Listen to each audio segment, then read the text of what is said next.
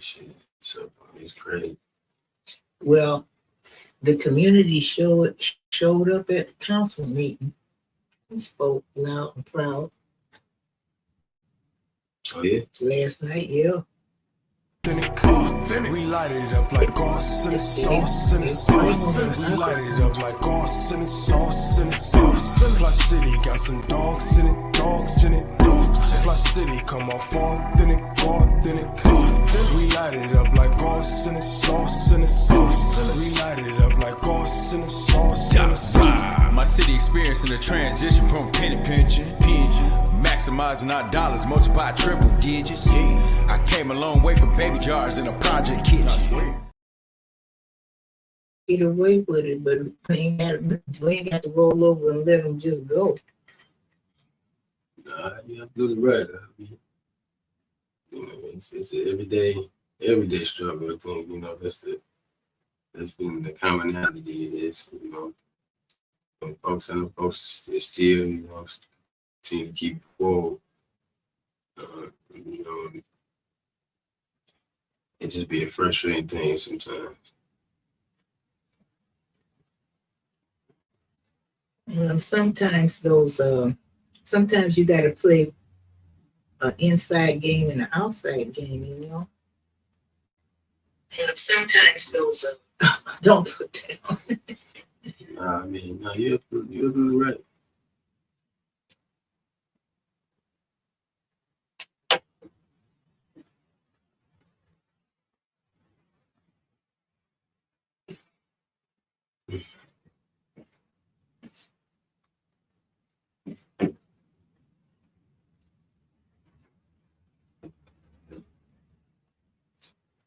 Peace and blessings, everybody. We're getting all set up here in the studio, working through some kinks right now.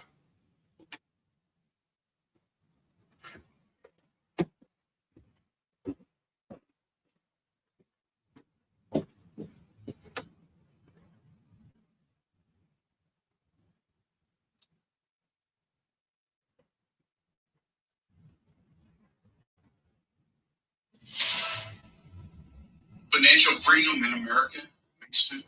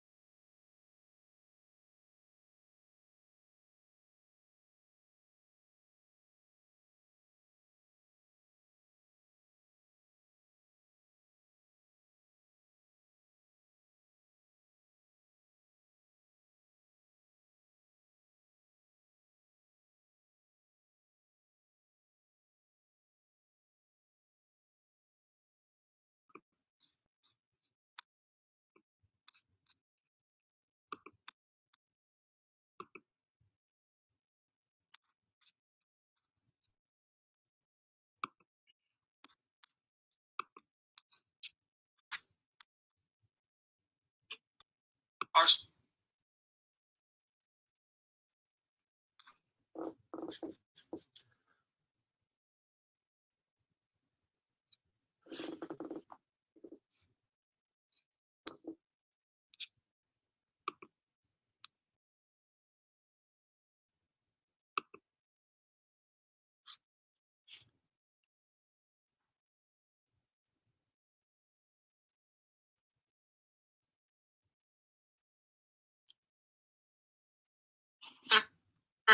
Y'all, hey, this is Dana.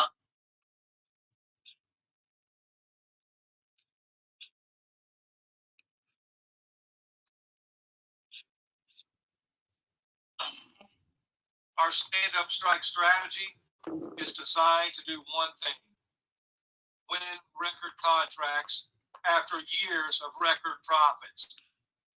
We're focused on moving the companies at the bargaining table. That means maintaining our flexibility and our leverage to escalate as we need to. We can and will go all out if our national leadership decides that these aren't willing to move. Right now, we think we can get there. Stellantis and GM in particular are going to need some serious pushing. Obviously, going on strike isn't something we take lightly. It's not something you can do strategy.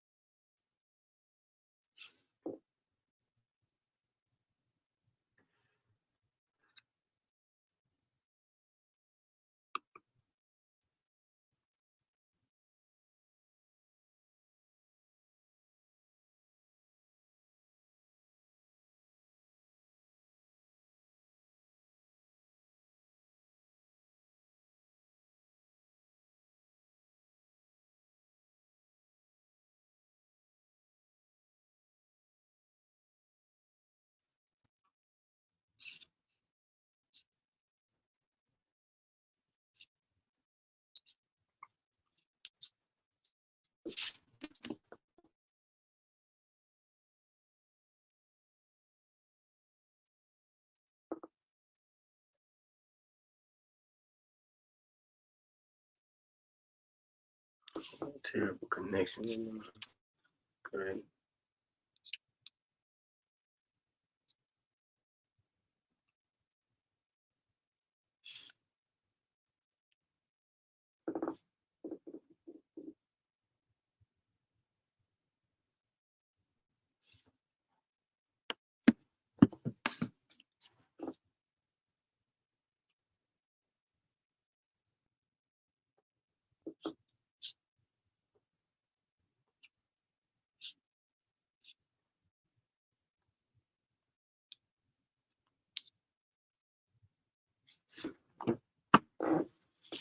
Under job security, we're fighting like hell to keep good jobs in America.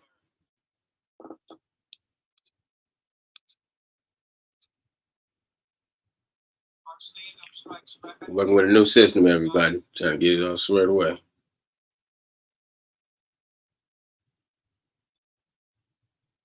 Our stand-up strike strategy is designed to do one thing: win record contracts. Our stand-up strike strategy record profits.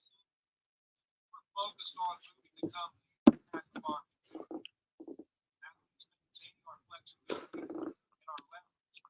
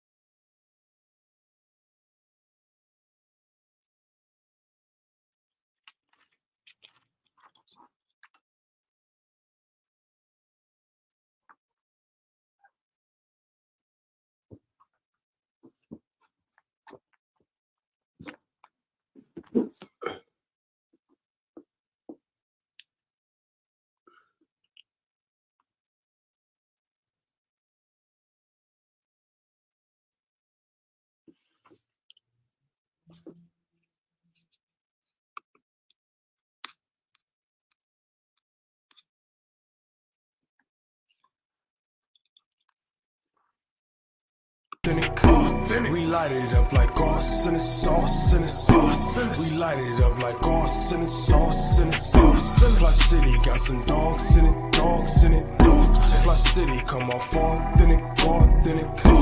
We light it up like arson and sauce and sauce. We light it up like arson and sauce and sauce. My city experiencing a transition from penny pinching, maximizing our dollars, multiply triple digits. I came a long way from baby jars in a project kitchen.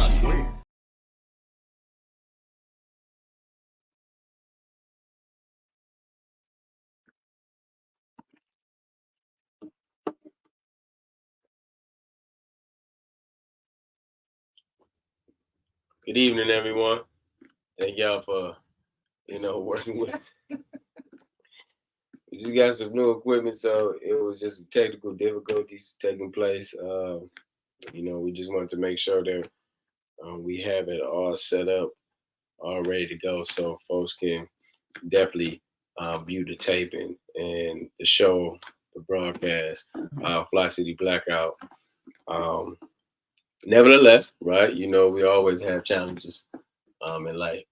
And I think even this show that we was even talking and discussing today was about a lot of the challenges that's going on just in general, not only just in the city of Flint, but just overall, right? When you're talking about what's going on with GM, when you're talking about the developments here in the city, it's just a lot that's just been taking place, and so we want to make sure that we expand on that and really kind of comment on some of the local issues, but then national, right? Yeah. So welcome you to the Democracy Defense League. I'm here with our beloved Ms. Claire McClinton. I'm holding it down, real soldier, big stepper here on the field for a long time. And so we'll be kind of discussing a number of different details and information we have to share with you. Just kind of have a general conversation. Sure.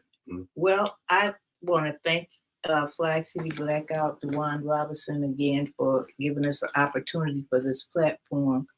And there's a number of podcasts around the city and in the area. And in these times, we can't have too many. So the more the merrier is what we say, because there's so much to cover, and we need as many ways for people to be heard and information to be disseminated to people. Well, I wanted to start out, we had some bad news just now, hot off the press, and you can go to ABC 12. Apparently 5 strikers got hit by a car out at Swartz Creek at what some of us know as GMSPO. So that was the word that we have so far, is that nobody was seriously injured. A couple of people were taken to the hospital, but according to the news, there was no serious injuries. And it was told that one of the employees that was leaving the plant felt like the picketers were in his way, so he just ran over them. That's what the news said. He just hit them. So it's a lot of stuff going on. So we hope and pray that they're okay and everything. And we have to keep vigilant, because these are intense times and things can get out of hand in a flash. So I wanted to report that. And I also want to report of how proud I am of Flint residents who's showing up at the city council meeting despite a tidal wave of dysfunction on the city council. And but the residents continue to show up and demand justice and demand the opera funds to take care of our people. And so it's something that we must continue to follow in this day and age of media. We don't have to always be right there and we can still go back and follow it because we have to keep up with what's going on. They want us to be uninformed and silent. This is what they want. And I'm proud that the residents of the city of Flint refused to be silent. They weren't silent about the Ashley Capital. People are very indignant about giving us $72 million. Let me say that again, $72 million tax abatement to Ashley Capital. And there were some meetings. One was at Hasselbrink where the community came out and really spoke out and stood up for themselves. And we have to stand up for ourselves. So tonight, our main topic is going to be the UAW strike. And we're going to look at that strike because we need to understand what the strike is about. And we need to understand how the what they're after. Are they striking just to be striking? They want more money, or what's the thing that's driving this strike? And one of the main things that's driving the strike is, those of you who remember in 2008 when GM went bankruptcy, they exacted a pound of flesh out the workers in order to get out of bankruptcy. They took our retirement health care. In 1970, there was a strike against General Motors, and we won retiree health care. Okay. That was taken in 2008 and 9 because GM went bankrupt. So that was taken away. So they wanted you to be retired and just wait till you get 65 and get Medicare with no supplement. Now, for those of you, the younger generation may or may not understand. Everybody gets Medicare when they get 65, regardless of where you worked. When you age 65, you get Medicare. But if you was a GM retiree, when you turned 65, you got Medicare, but you also got prescription drugs, eyeglasses, dental, and those type of things. And all you'd have to do is go to a drugstore and go to the prescription counter, and we have seen people who don't have their employee health care, they just have Medicare, and they need medicine, and they will say, well, just give me half my prescription, because they had to pay out of pocket. Whereas we at GM retirees did not. We pay a little something, but not, the whole thing. Right. So that was something they took away from us during the bankruptcy. They also set up what they call tiers, TIERS, tiers. What are tiers? Tiers are what the company implemented in order to not pay you full wages and benefits. There was a time when you went to General Motors, when you hired in, if you got 90 days in, you became a full employee with the full pay, the full health care, and all and everything else. But with these tiers, people would hire in for way less than what a regular GM worker made. And they did not have the benefits and everything. And I remember in 2019, when they went on strike, they talked to one of the employees, a young woman that was in one of the tiers. She had a baby. When she had her baby, they cut her health care off completely. She did not get no paid sick leave or none of that. So she had to rush back to work just as soon as she was able after having a baby. And this is something we never even thought about if you got a good job at GM. Not having no help, just soon as you get well, get back in there because you don't have no income. That just was unheard of. So this is some of the things that the UAW today is saying enough is enough.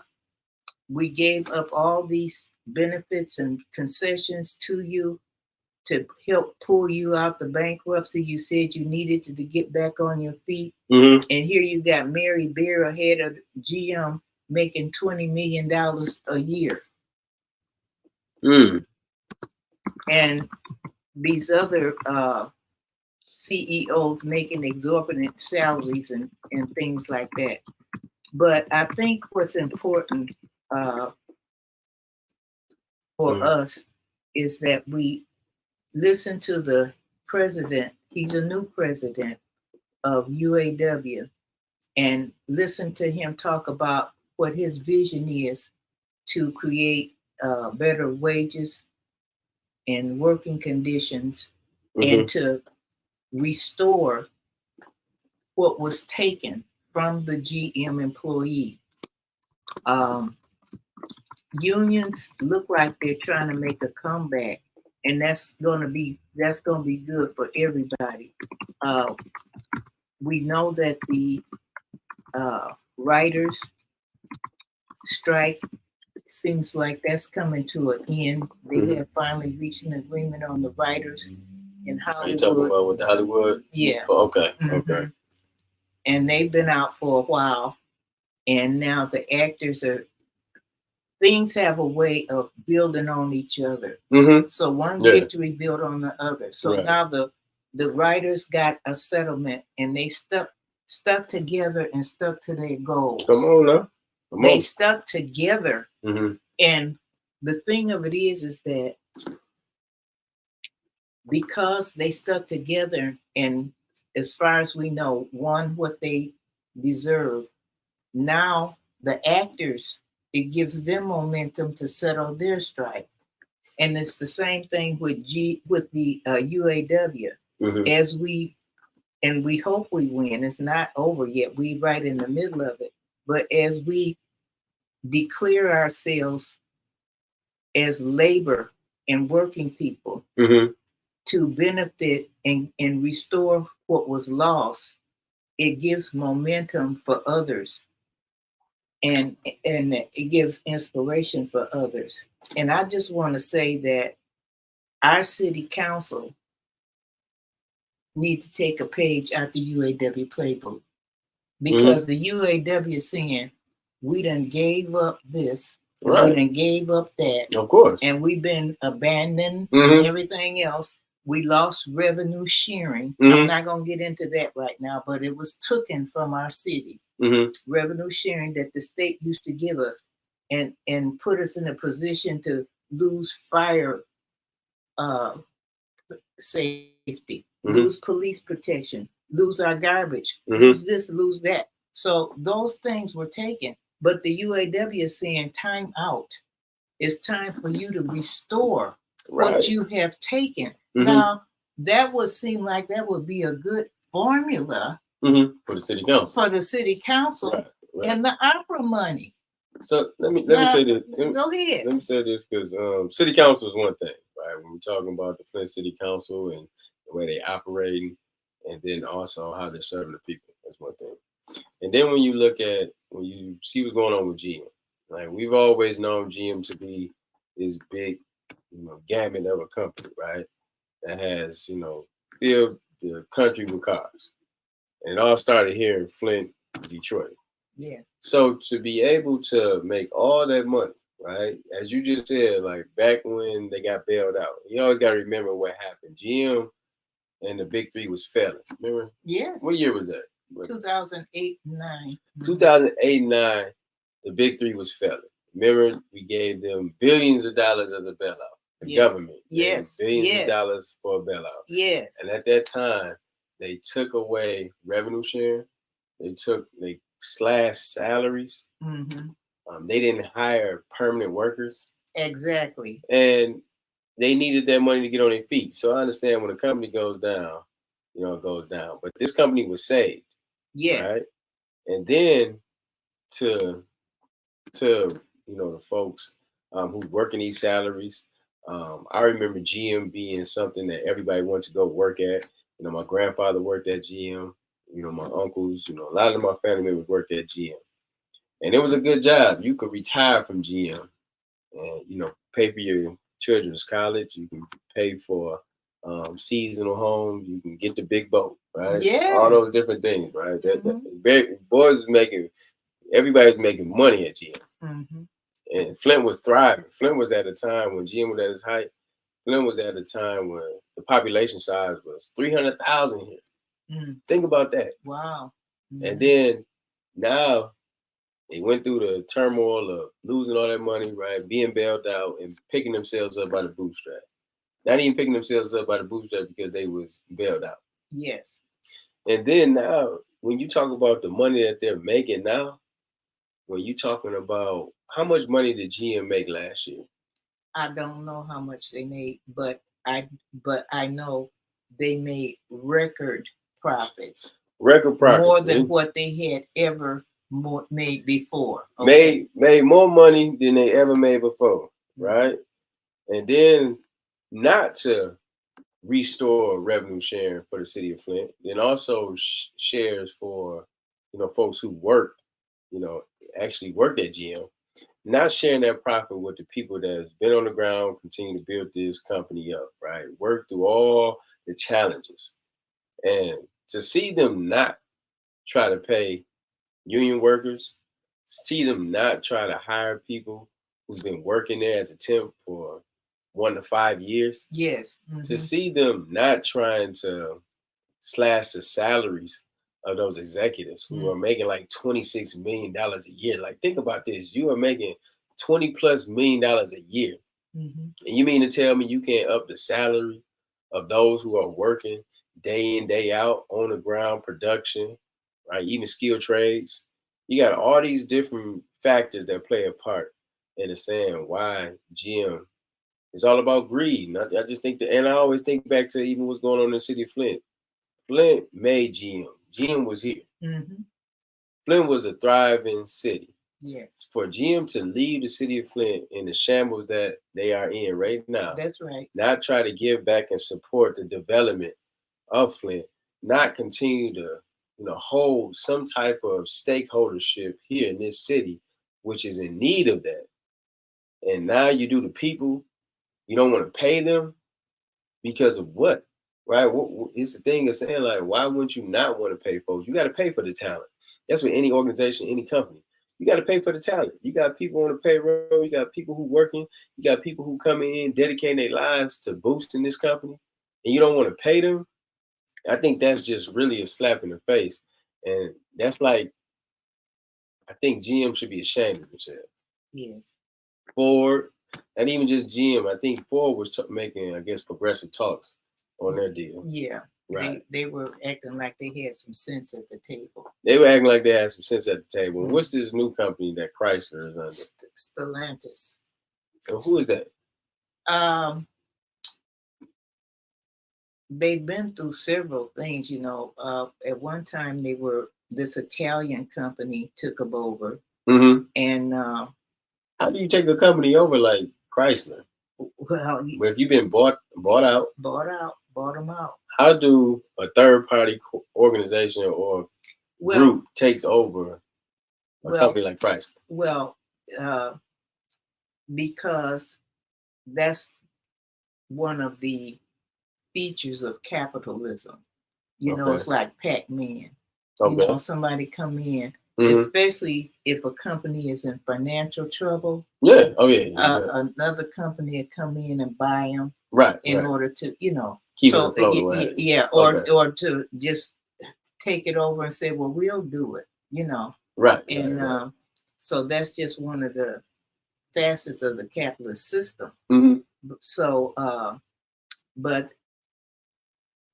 it's sort of like here's a good example. Twitter. Mm-hmm. And now you got X, formerly known as Twitter, right? That's true, right?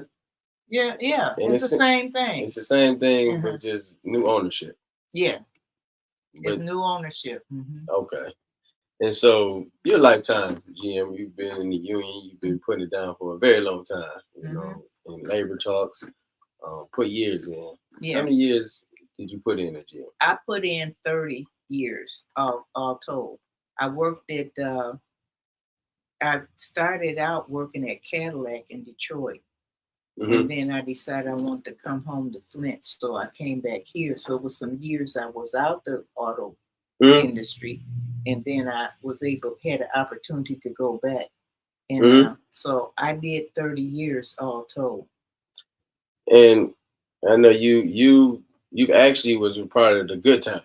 Yes, I seen both. I have an opportunity. I've been here around long enough. Yeah. I saw the good, and then I seen it deteriorate. Right now. Yeah, right. Right now. Yeah. And so compare for me. So then that way, you know, folks who are, you know, understanding what's going on now. And you know, it was some good times with GM when everybody was, you know, basking in money. To the point now where it deteriorated. So now they then took away all the surplus, took away all the healthcare, or took away most of the healthcare. Yeah. Took away pensions. Yeah. Right. You gotta understand, people didn't put in work for 30 years, and now you're talking about taking away my pension when I didn't put this work in already. Yes. Tell me, what is the sentiments about that? Okay, well, I can tell you that first of all, let's talk about where the source of all these good paying jobs came from. Because I think we confuse GM and we confuse that with UAW, and we just think it's GM here paying good money. No, they had to be made to do that by the UAW. You see? At one point, I'm talking about the Black community right now. If you and also in Detroit, because of union wages and benefits, Black auto workers was the highest paid Black people in the world. I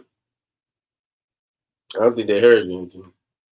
We was the highest paid Black people on earth in Flint and Detroit because of union wages and benefits. But this was something that was fought for. Okay. It wasn't something the company was out the goodness of their heart. That was fought for. The union had to fight and position themselves to get at the table. They had to fight and make, and we are known, we don't even know this history ourselves in our own community. We are known around the world in labor circles as the home of the sit-down strike that forced GM to recognize a union for the workers. Say that again, so okay, you know, people understand the magnitude of, you know, people not saying like GM never wanted to pay these type of wages. They didn't want to pay for these lifestyles, but they was forced at the table because folks stood together. Yes, they had a vision of what they, you know, how they value themselves. Yes, and what they want to see from a company that they making billions of dollars for. Yes. And so the 1937 sit-down strike, and one of the Black people, we don't even know our history in general, and we don't know our labor history in particular. And Roscoe Van Zant, a Black man that worked down in the hole, joined the union cause, and when that strike ended, they had him carry the American flag out the plant. Roscoe Van Zant, one of our elder fighters, union warrior, Roscoe Van Zant. We need to research that, brother. He carried the flag out the plant. Yes, As a strike. Or yeah, he was on strike. He was one of the sit downers. Okay. One of the sit downers. Shout out to you, brother Robert. Yeah. So the thing of it is that these great good life that we reminisce about came through struggle. It wasn't put in our lap. It came through struggle and standing up against corporate power. Come on. And that's one thing that the union has taught us, but we haven't got the lessons from that because we're not even taught labor history or Black history. And so we got that through dedicated struggle is how we got to that point. No, you know what? I think so when you talk about where Flint is, I think we are in a transition. Like, man, I'm just like so tired of, being the footstool for everybody. Flint has been there, right? And now we at a point where we have to accept where we are. Right? We at the bottom trying to rise up again. Right? But we have to have a vision for how we want to rise up, and everybody has to be united. Now, all this bickering back and forth, everybody not understanding their role, and you got all these different issues and problems taking place, but nobody is getting nowhere. Just like at city council, we got folks down on city council. Now, we elected these people, right? Even when you talk about the mayor, you put these people in office, and we are still feeling like we going backwards. It's like there's no true progression. And I think when people like, our young people, right, who coming up in this community, who want an opportunity at a high quality of life, who wants to see better, who wants to be a part of a robust community, like Flint was. I hear all the stories from the past, and I just be in awe about all the things that we have committed to doing. When you talk about the sit down strike, you talk about fair housing, you talk about all these different legacies that we have put forth that everybody has mainly benefited from. To where we are now, where we arguing about ARPA dollars, right, that was given to us 2 years ago, and we still have no economic development here in the city. We still have a failing school district. We do not support and provide, any type of help for the elders. And our young people are in disarray. You wonder why we got high crime and all these different things? It's because there's no resource here.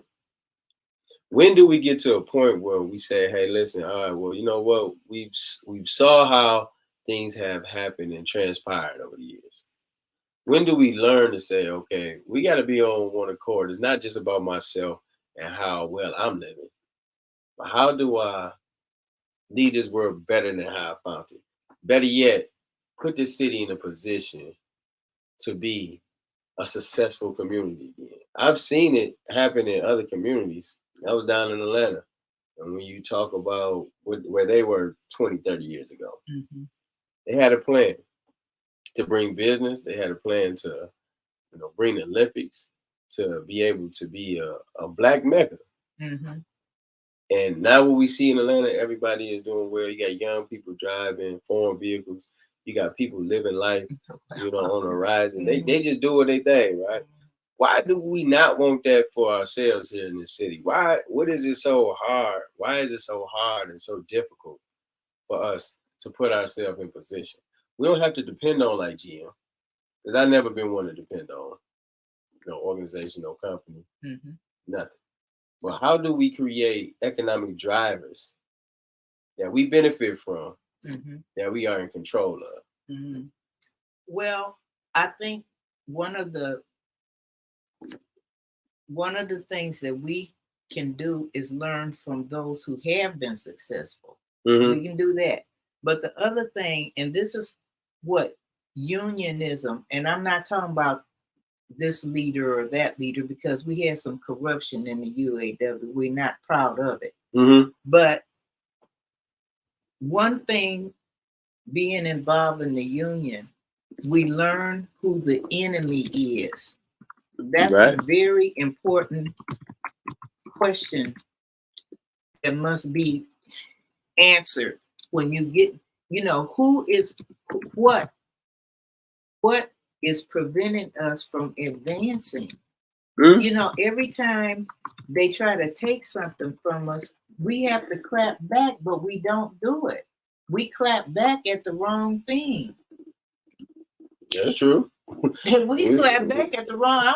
I'm clapping back at you. You don't. If you half the people we clapping back at, if they disappeared off the face of the earth, we would still be where we at. The problem won't be solved, right? You absolutely right. I think, but is that something where we fixated on making other issues our problem instead of going after the problem? Right? When you talk about capitalism, you talk about racism, we get to talking about things on the surface and on the bottom, right? Yeah. That's like that's the catch-all. That's the fallout. That's not necessarily the root of the issue. Yes.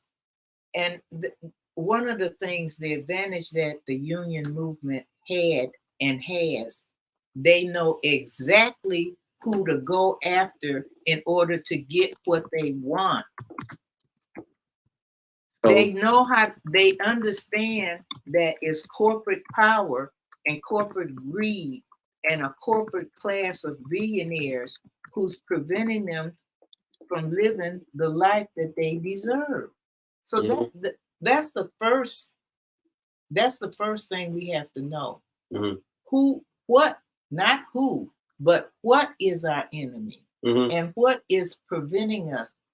What is it that's what? And then there's always a who next to the what. But if we don't understand that we're dealing with a system that's milk. We talk a lot about generational wealth and things like that. We do. But a lot of times when we talk about generational wealth, we're talking about a home, or we're talking about a business to pass on to the next generation. Come on now. Come on. But we don't talk about generational wealth as far as the public assets that we helped to fund and generate, such as our water system, our garbage collection. Big one. That's public generational wealth. That's true.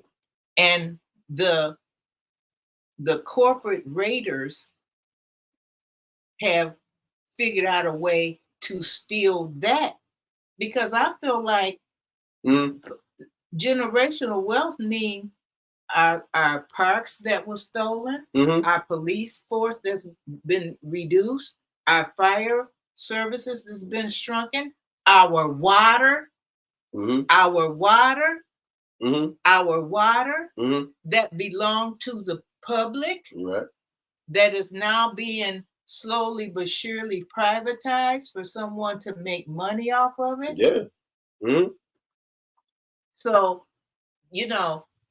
I don't think we think about that like that. We should think about it like that, because it's belong to the commons, to the people. Right. These belong to the people. Right. And we have created the wealth and paid the taxes and worked and made General Motors rich all these years. And these quality of life entities belong to us. I think if you don't know, right? We have to think in those terms. No, I agree with you. If you don't know how vital city assets is to a population of people in their community, then you get a front row view of it right now. We paying the highest water rates in the country for water that we are barely able to use, right? Yes. But who benefits from that? See, that's what we should be researching. That's looking up to, like, who is benefit. Like, even when you talk about the water was coming from Detroit. When I pay my water bill, who's getting this money? Probably folks you don't even know. Well, People, you don't even know where it's going to. You just paying the bill. and we found out, not because we was so wanting to know, but we had to, we stumble upon these understandings when we get involved in asking those questions. Why is our water bill so high? If you say that water is a human right, then we should have access to the water. The water is a public commons. Yeah. It's a public good. That's true. Why should we be deprived of that? See, when we answer those questions, then we can get in battle formation.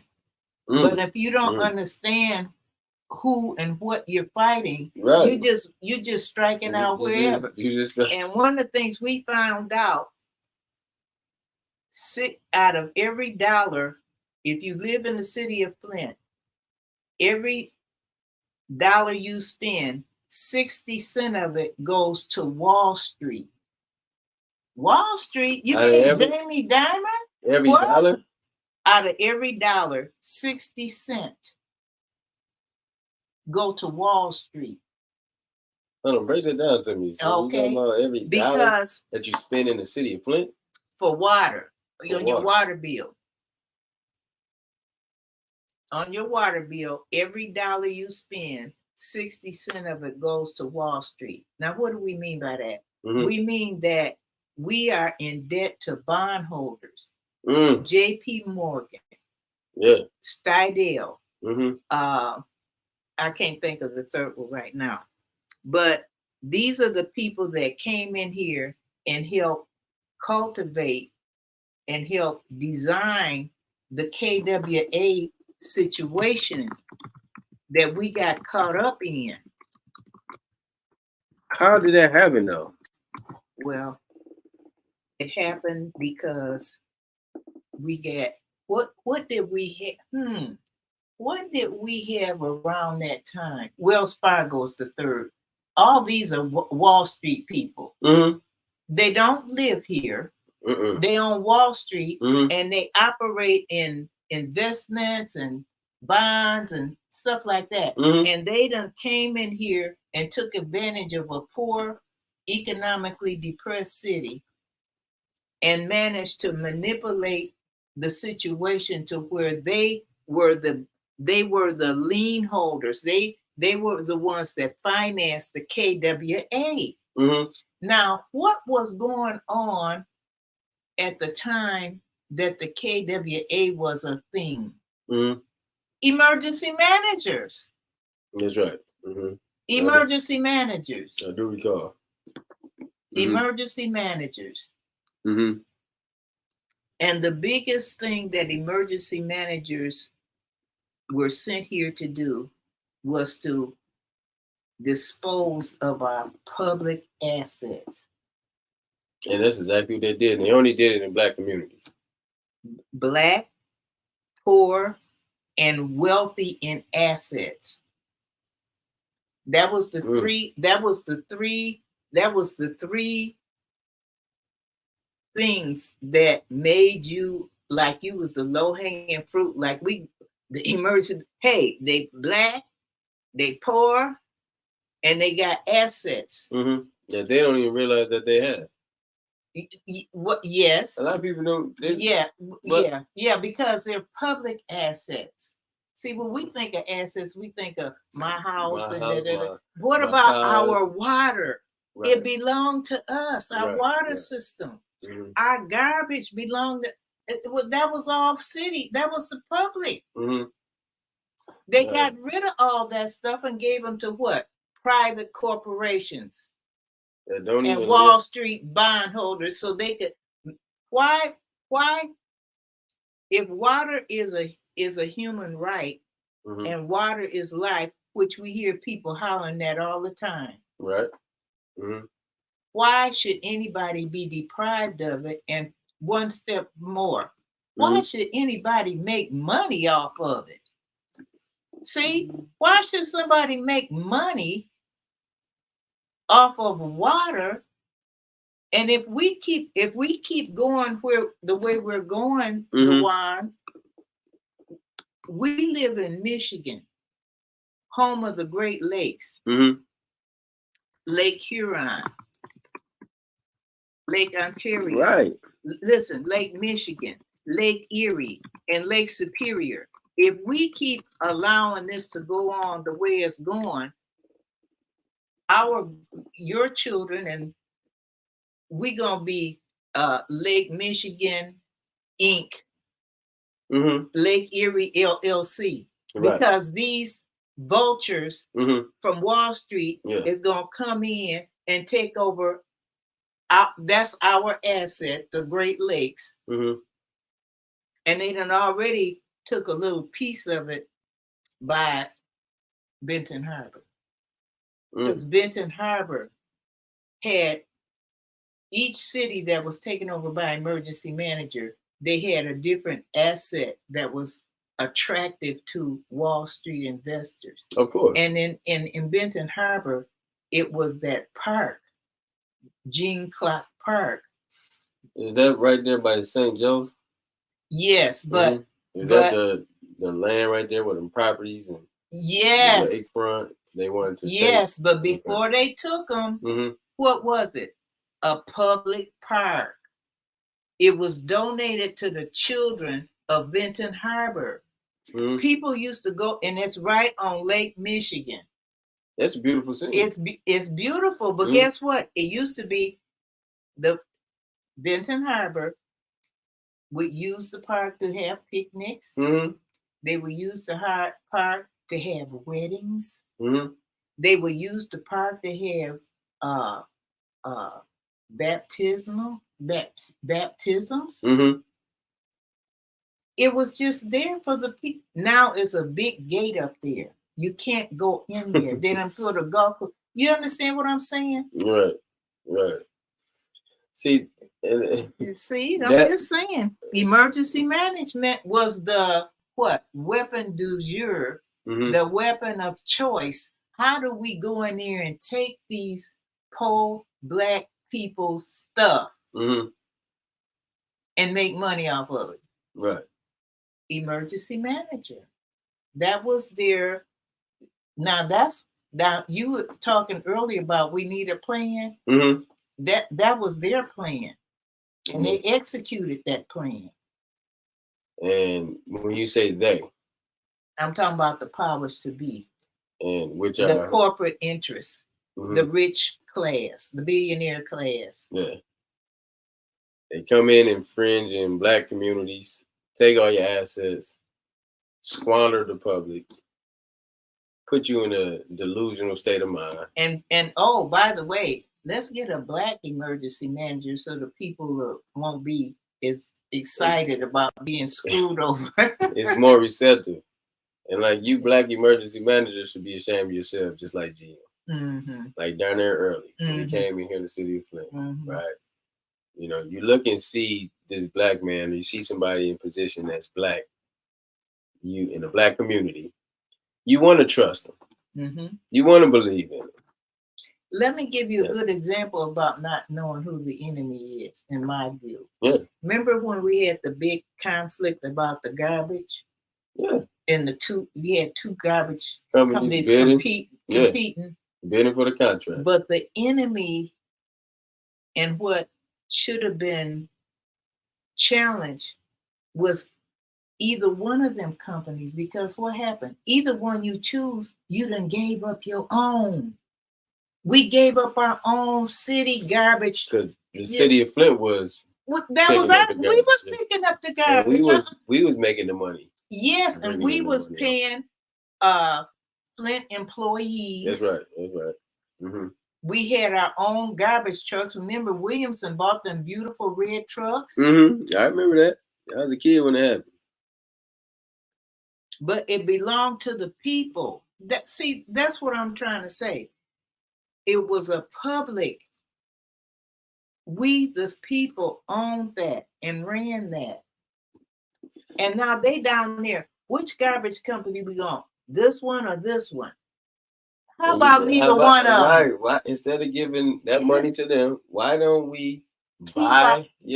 Keep our own. So we need garbage trucks because they sold them all. You talking about the city of Flint had garbage truck? The big red garbage truck? Yeah. Where are they?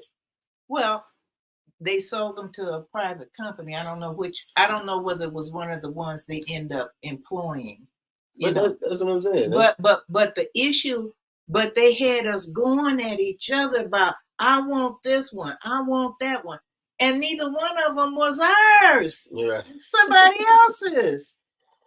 Right. So we would that's an example of fighting the wrong fight. And not knowing, instead of saying we're gonna bid on these two companies, we're gonna go into business for ourselves. We was already in business. But we sold them. But that was part of privatizing the garbage. With the emergency manager. Yes. By selling your assets. Yes. But then why, when we was at that point, we was doing the bidding wars for those contracts, for that garbage contracts, why didn't it take somebody to say, listen, why don't some of us did say that? No, some of us did say that, because before those two garbage companies, we had our own. Mm-hmm. They took them same beautiful trucks, and whichever Republic, I think, was the one that got the fund. They took those same trucks, they painted over City of Flint and put Republic up there. Come on now. And but my point, the lesson that we're trying to draw from that is that we can get up fighting the wrong stuff and be just, I want Republic, I want whatever that other, and just getting all hyped up. Our Republic shirts on. And you're giving away your assets. Come on, we gotta understand who the enemy is and what we're dealing with here. That's a sick mindset. That reminds me of where we are as the culture, right? When you talk about when you made, that connection with the garbage contract. Instead of saying like, how do we build up our own, right? Where we can create public assets, where we can develop, generational wealth, right? And keep what public assets that we have, not get them. Keep them. We already got a lot of it. And then build on top of it and create more. Yes, right? Exactly. So is that like when we talk about the leadership here in the city? Because this is why we saying, we got assets, but then we got folks that's in position that's supposed to be visionary minded to be able to see these type of traps, but then also put ourselves in a way where we can go ahead and benefit and like we win. What's going on with? So when we talk about the emergency manager, when they came in what 2012, 2011? Mm-hmm.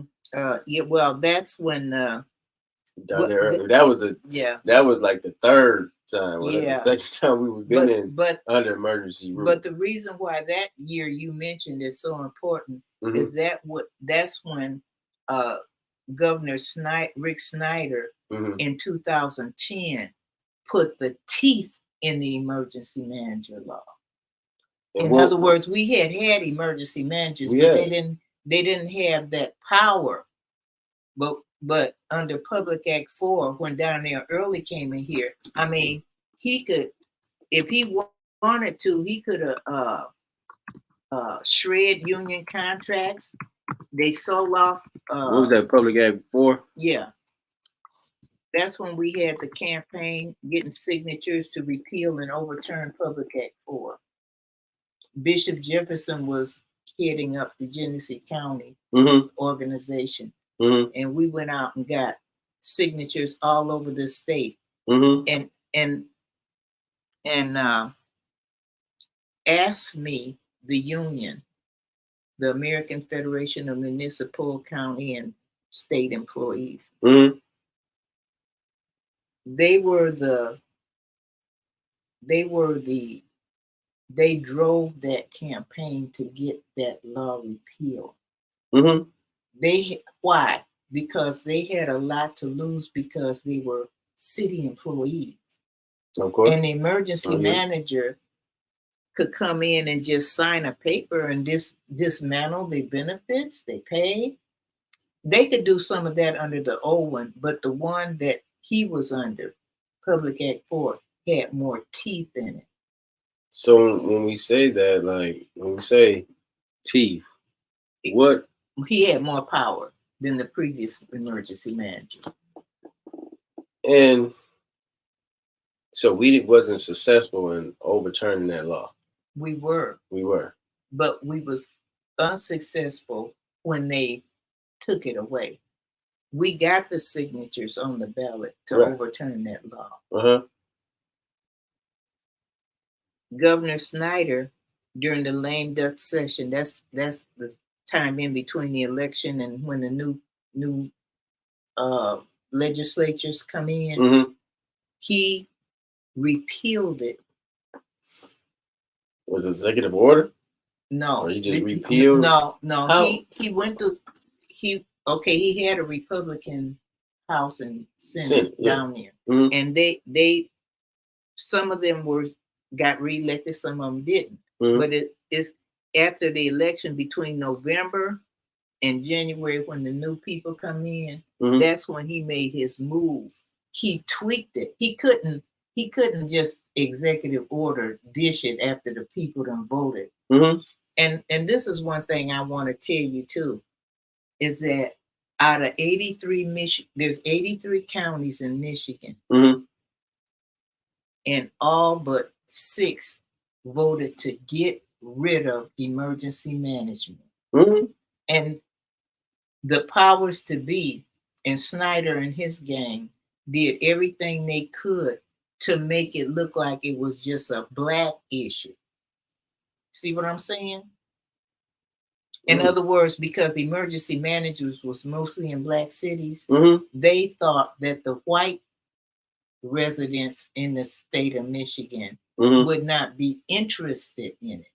And they thought the white people was going to say, yeah, you need to send somebody in there to them black cities. They don't know how to run their city and this and that. And that was the narrative that they was using out there to make the white residents want emergency manager, because they thought they wanted them to think this law was only for us. But that didn't work. Why?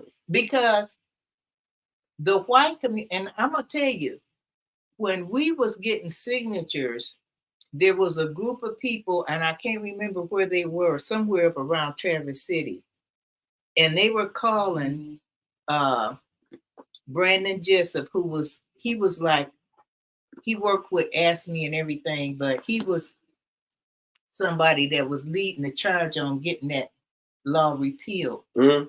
They were calling him and say, send us some signatures. They were Republicans. They were Republicans. They were sending boxes of signatures every week to get rid of emergency management. Why? Because it was an assault on democracy. Right, clearly. You had no power. The communities didn't even have power.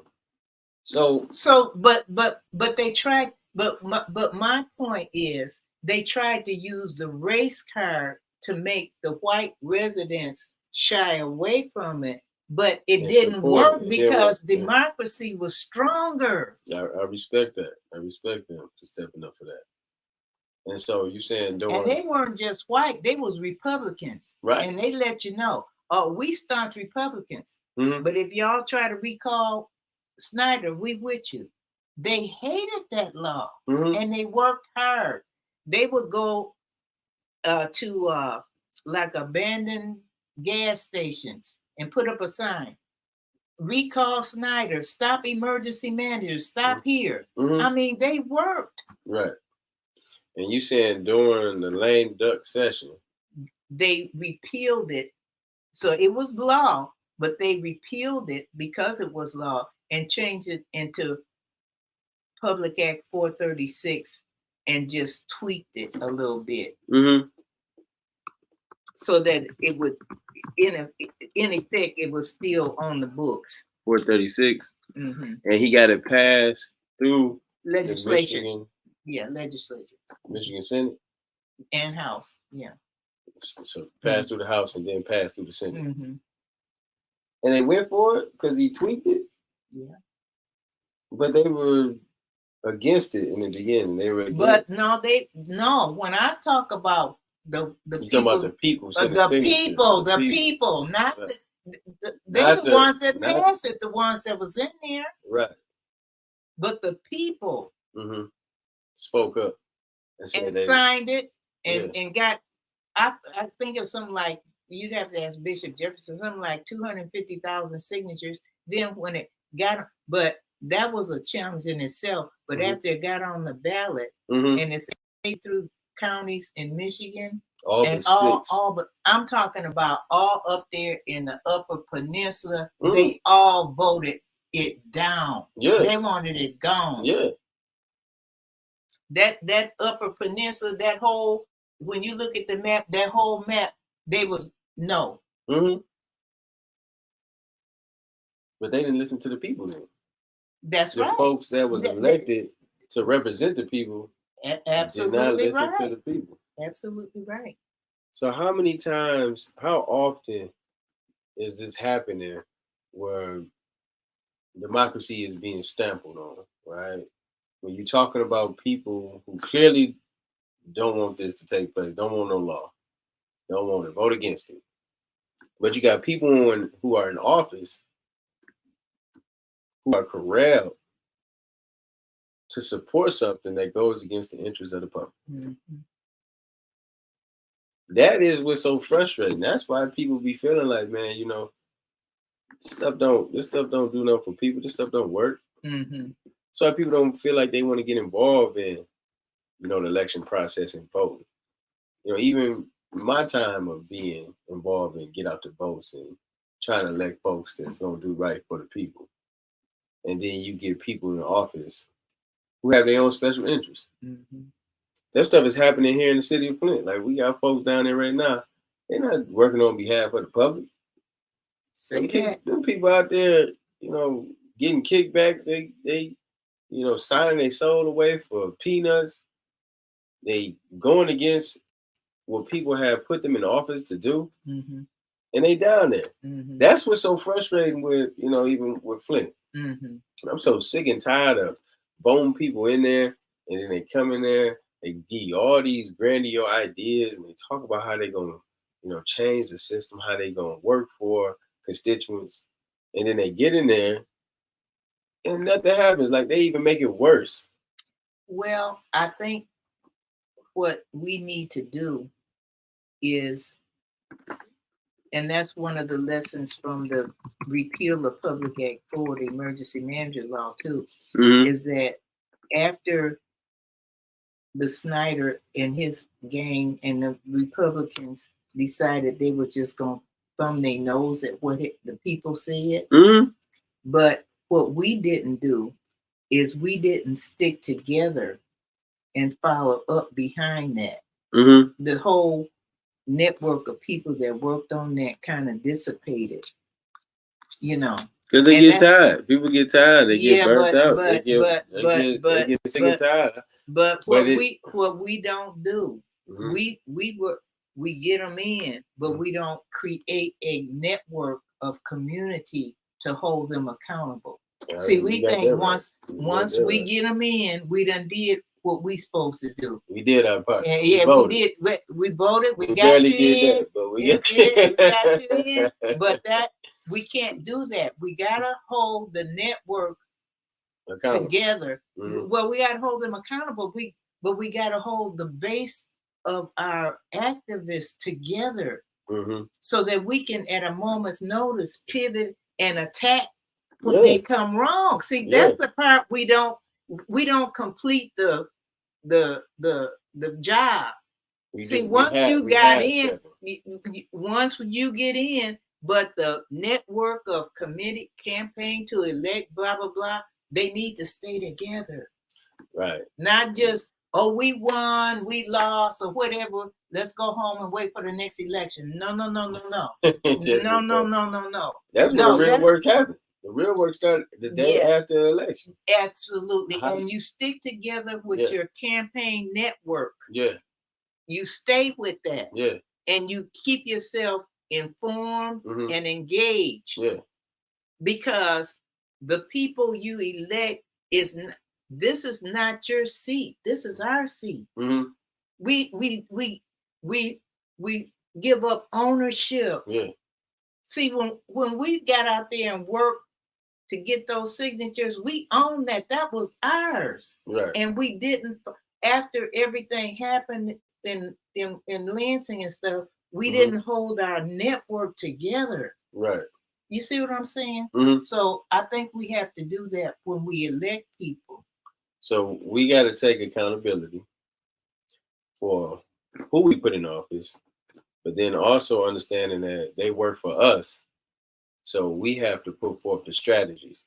And if they're not working on our behalf, then we have to go ahead and pull them to the table, and we have to force the issue. It's not about just voting. I'm with you on that.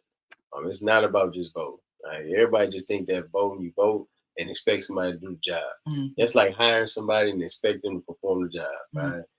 No, the thing is, if you don't start making sure that you have checks and balances, keep that network together, and we have a plan of saying this is what we want to see, whether it be in our ward, in our city, in our state. We have to be like, these are our objectives. These are our goals. Yes, we have to do that, but not just even when something go bad. Like if we talking about, we always being on the defense. We always reacting. Like when they do something that go against our interests, we reacting. Like our thing should be being proactive. Yes. In other communities, when they see something coming down the pipeline, they don't just sit around and let that go and let it happen and then try to fix the situation. Folks, they out there from the gate. Yeah. They ensuring that they put structures in place that prevents any of that from taking place. They ain't got to worry about trying to go ahead and come in there to a city council meeting because something is happening, something is done wrong. No, they already there. The mission is already set, and that collective is strong. So people would think twice before they try to do something that go against the interests of the people. They wouldn't try to go ahead and put folks in a bind because they understand the ramifications. They understand that these folks is united. Yes. Right? Yeah. They educated on the situation. They understand their public assets. Yeah. They're not just going to just sit down and lay down and roll over and let things happen to them. They're just not going to do that. No. See, and really, that is part of our DNA in Flint and our history, and we need to reclaim that too. We're not them kind of people. Right. We done forgot who we are.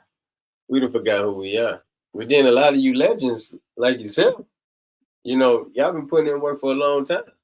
And then it's a need for everybody else coming up under to play the part. We need folks out there doing the work like you and Bishop and all the folks that's out there getting signatures, that's out here making change, that's trying to keep folks together. Being more unionized.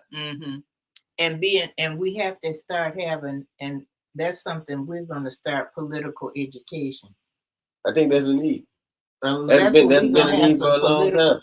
Understand who we are, how the system works, how we get played, and with a vision to changing a system and building a humanitarian society, a new America that works for all of us.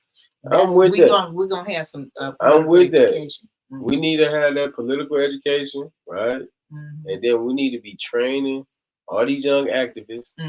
We need folks to be interested in this stuff first and foremost. Yeah. A lot of times people be so dejected, they be living with everyday life and stuff just ain't going good. It's like it's kind of hard to be sitting at the city council for 13 hours. It's like it's just very difficult to do that because you got to get up and go to work tomorrow, working this minimum wage job. You got to take care of these kids in the house. Yeah. And it's a struggle. But what we have to say is like, we get our priorities together. When you have a group and a network, you can everybody play a part. Yeah. Everybody take a piece. And right? everybody can feed off of each other. Yeah. We all. It's too much. Me out here. Yeah. And no individual can do what needs to be done. Right. That you just can't. You know. Clearly. So this is a call to action. Yes. If you're tired of seeing this stuff being the way that it's been ran here in the city, folks got to step up. Like everybody want to live a good life. But how are you contributing to making that happen? How are we gonna make sure our children is not out here screaming Black Lives Matter? Or Flint, how do we create a vision where our youth want to stay here? Right? Not our population is dwindling, but it's growing.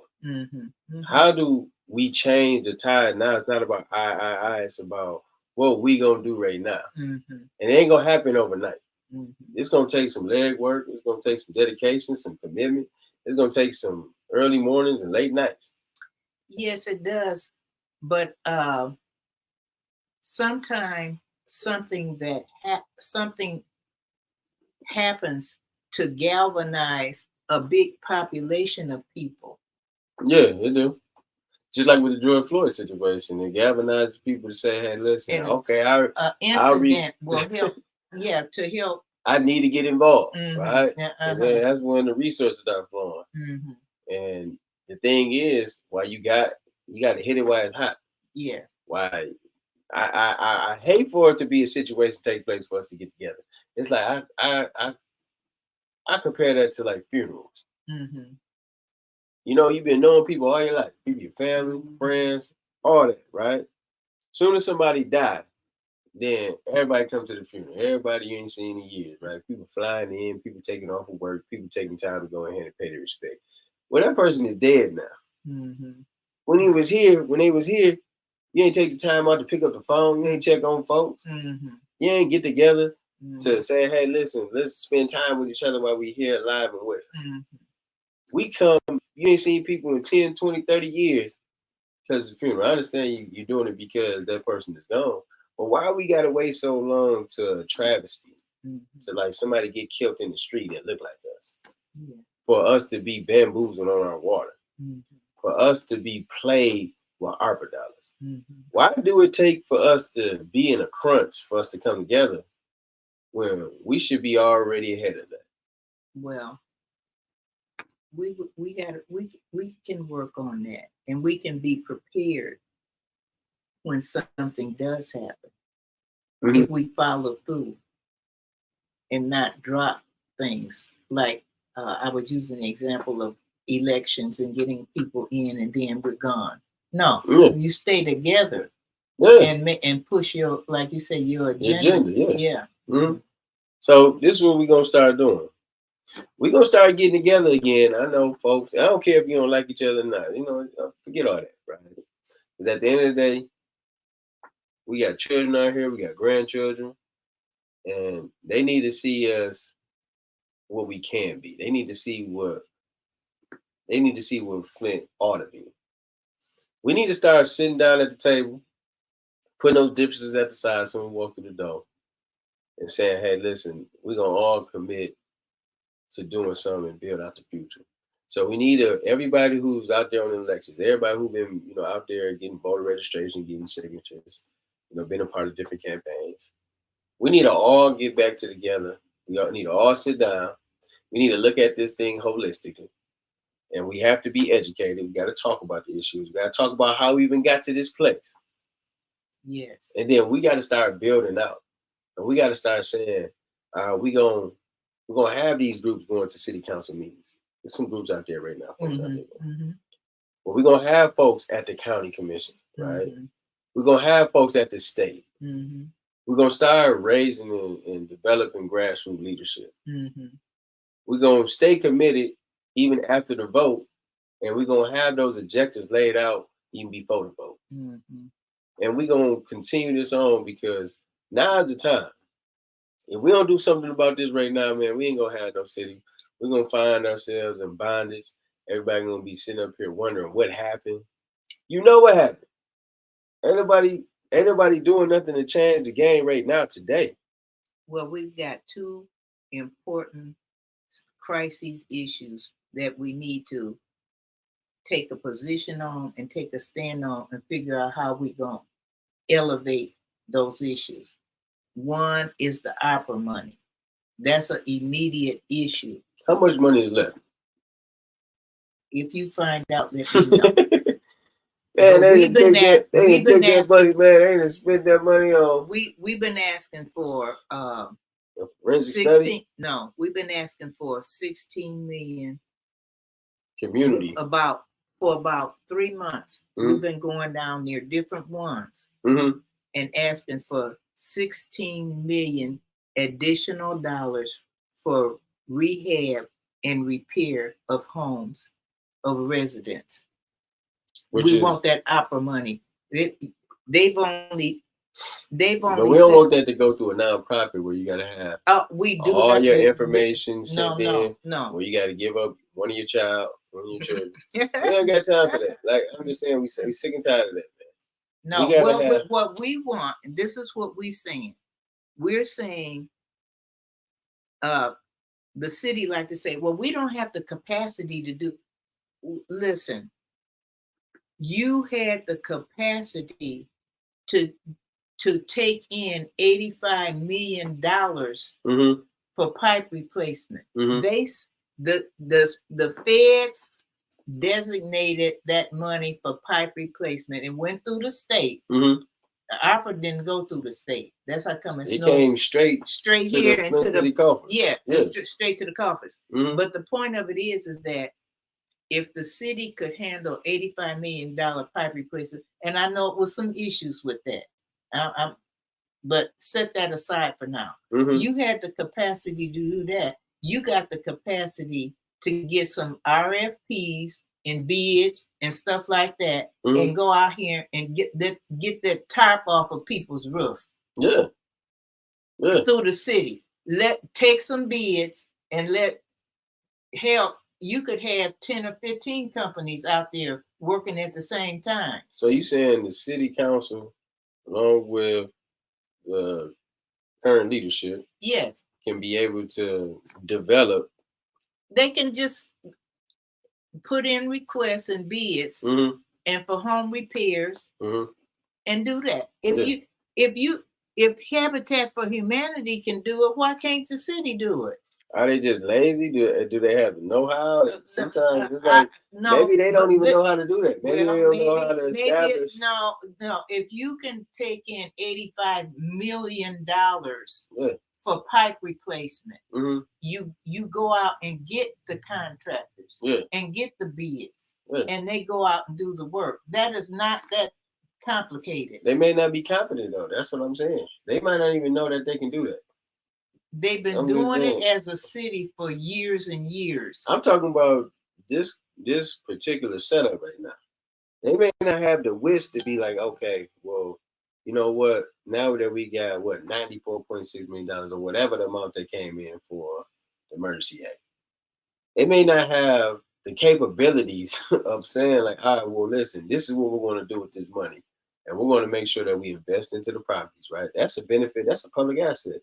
If I'm investing into these properties that's in the community, in the city, then that boosts the property value around the city. Yeah. And the quality of life of the people. Right. And that creates generational wealth. The first side of generational wealth is home ownership. So maybe I could be teaching that and fixing up on properties where the need is in neighborhoods where people are living at that have no investment.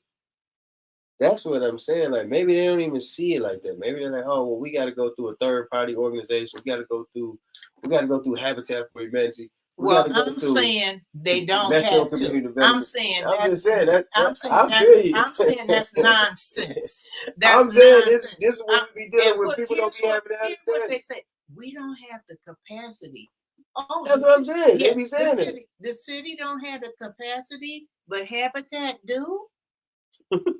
Habitat, that little outfit over there across from the old farmers market. They got capacity and we don't. Nonsense. We ain't buying it.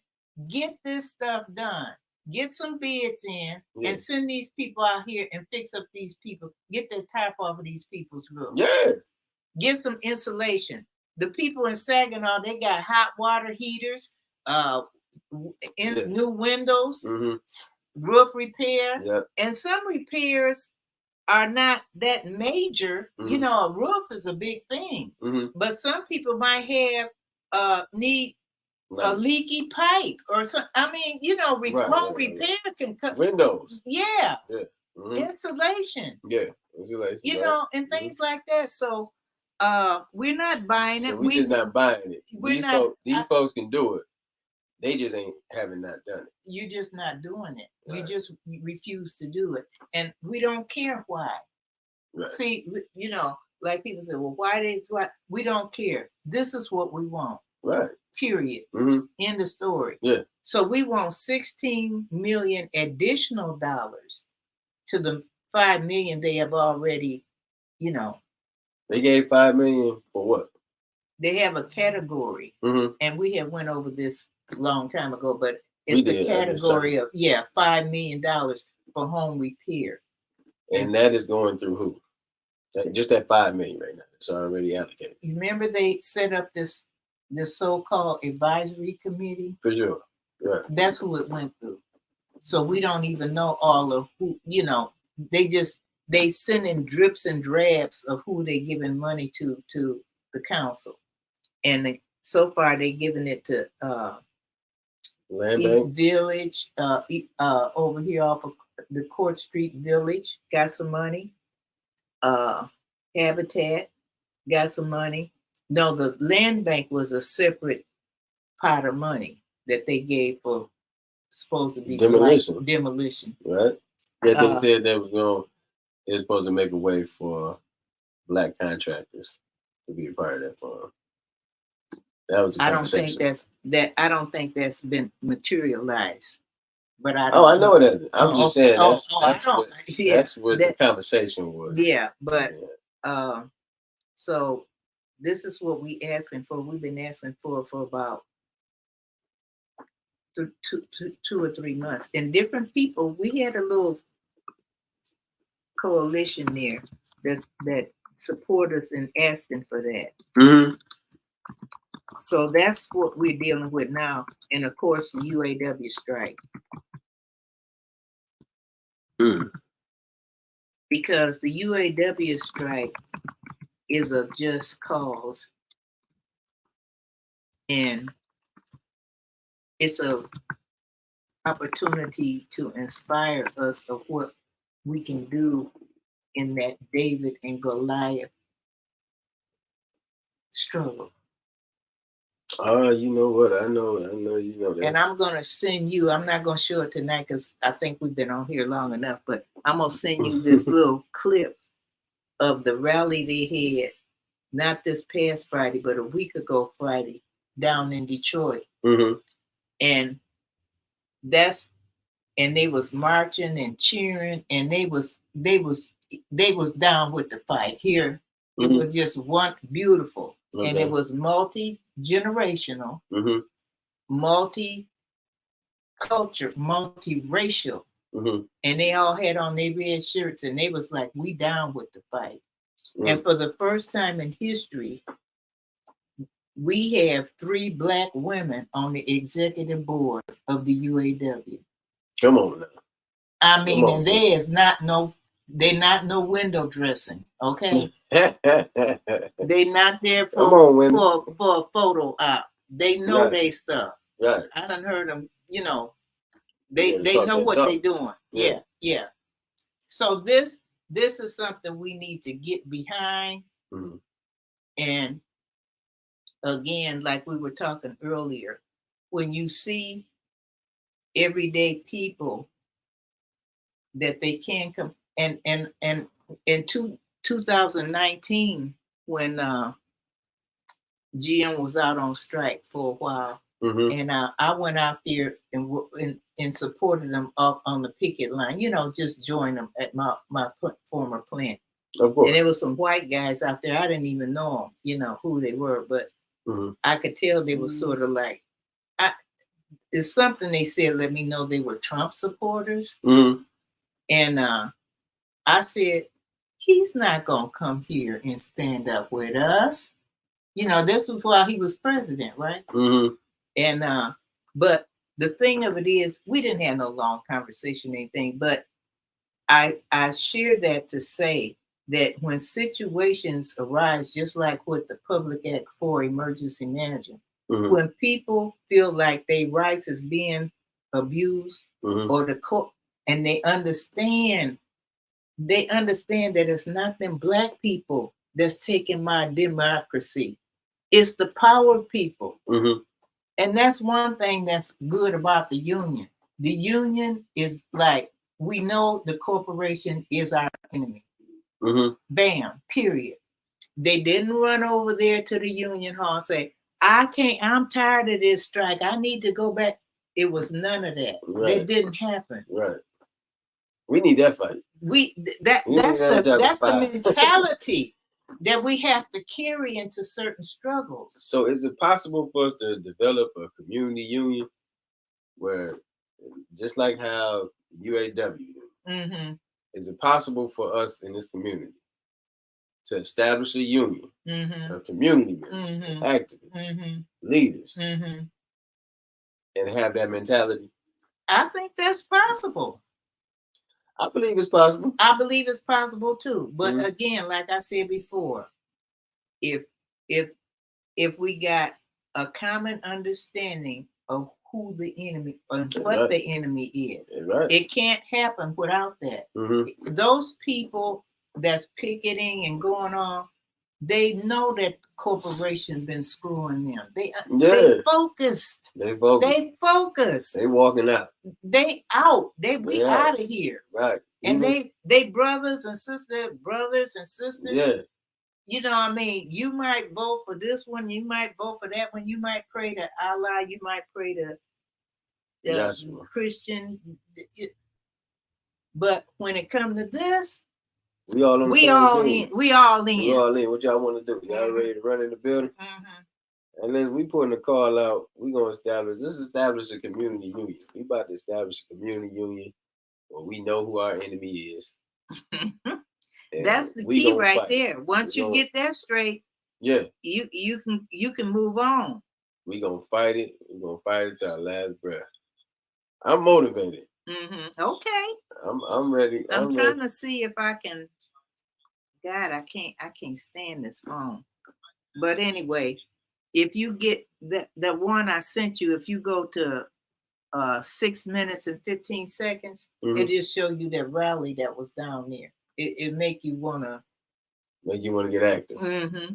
Yeah, you have. Well, we'll talk. We'll do it next time. We're gonna get active. Now I appreciate this. This was like, refreshing because I gotta admit too, I've been I feel like, we spinning our tires here, you know what I'm saying? Mm-hmm. And it make you just be like, you know what, screw it. Mm-hmm.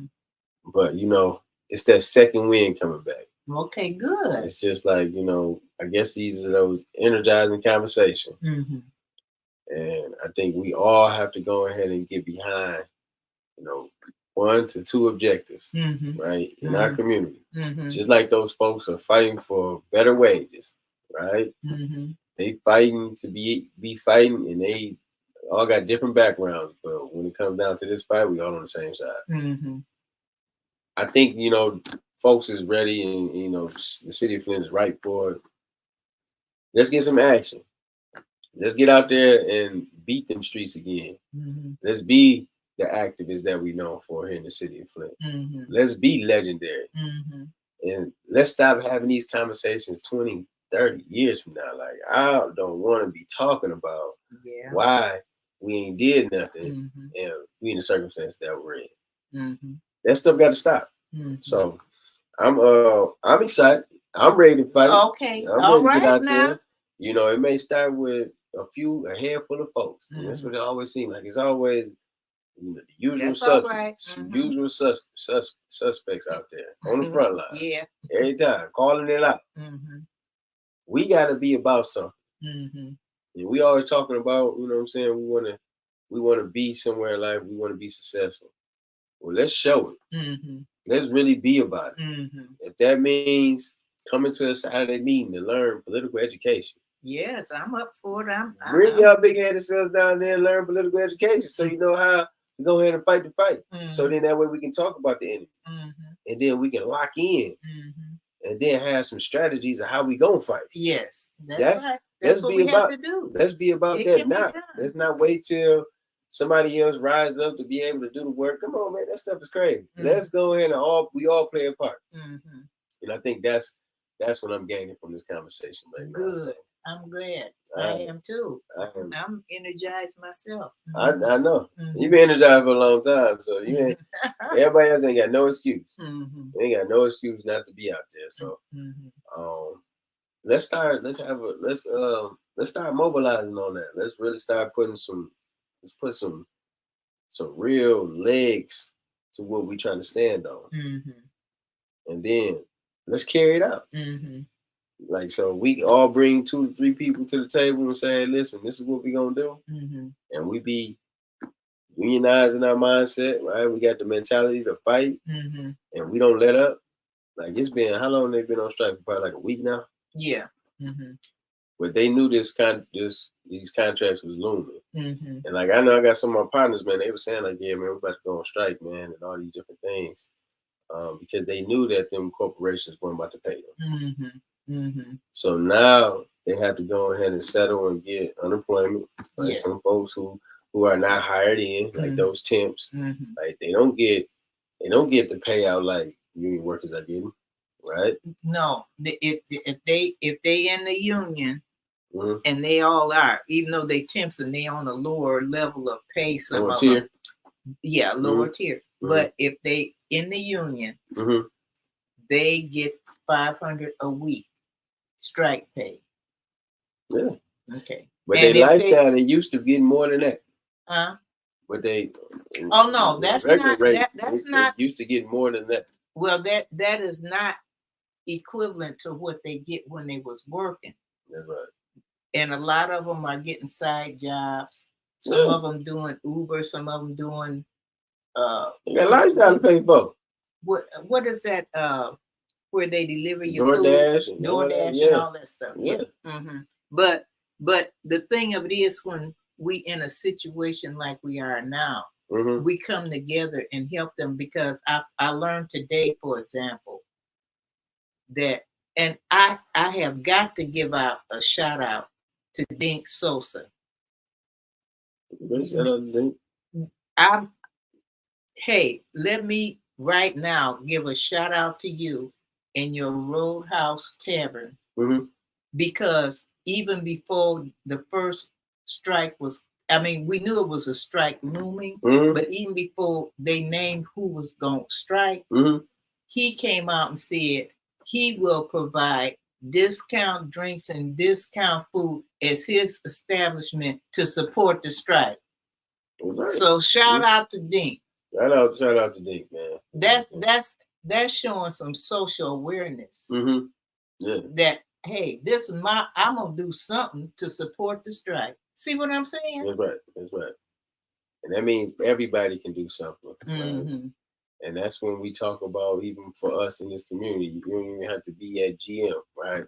You should think like that. Yes. You should be supporting this community any way you can. If that's you got right. an establishment, or if you got some flow, or you got some influence, or you can just help, just mobilize, right? We calling all that in. Let's be about something. Like, let's stop talking about it. Let's do it. So I'm all in. Is you geeked? You ready? I'm geeked up. You ready? I'm tired and geeked up. Yeah, okay. Fired up and ready to go. Fired up, ready to go. Yeah, like, listen, I'll be waiting for the action. I said I'll be waiting for the action because I'll be all in the action. I'll be all in the action, right? All day in, day out. But I think sometimes that stuff take a toll on you. Yes. And I myself, I've been, lately I've been, traveling out of town, and I've been doing a lot of different things and setting up business, out the way and stuff. And it's been very gratifying. But I tell you what, every time I get back into the city limits, this is what I think about constantly. When I'm sitting in this office trying to think about, like, what's the next thing that we can go ahead and do? How can we capitalize, right? How can we do something that's going to put us in a different element, right? Well, like I say, the opera situation and the strike give us a lane to work in and build in. So I just leave it like that. All right, you know, I'm on it. I'm on the job. You got me back in, ain't you? Okay, all right, okay. My mind been on vacation. I gotta be. That's why I brought that up, because you know what? You know, ever since like the water crisis, but 10 years ago, right? You know, since 2012, you know, you returning back to the city, right? It's just been on the ground, and I know that, you know, you're fighting on the ground, but you're still trying to build up. Still trying to, you know, put some things in play. Like you got things that you got to take care of, whether it's in your personal life. You got things that you got to take care of because you got folks depending on you. You're going to have to take care of some business. But I always want to stay 10 toes down on the issues that we face here in Flint. And even when I'm hearing this conversation, I'm motivated by union workers and GM, our families that's out there fighting and picketing, right? You heard what she said earlier today, man. 5 people got ran over by a truck because they blocking the entry or whatever the case may be. Everybody wasn't even blocking the entry. Folks was just, driver was just irritated and just wanted to run over folks, right? But that takes dedication and take heart.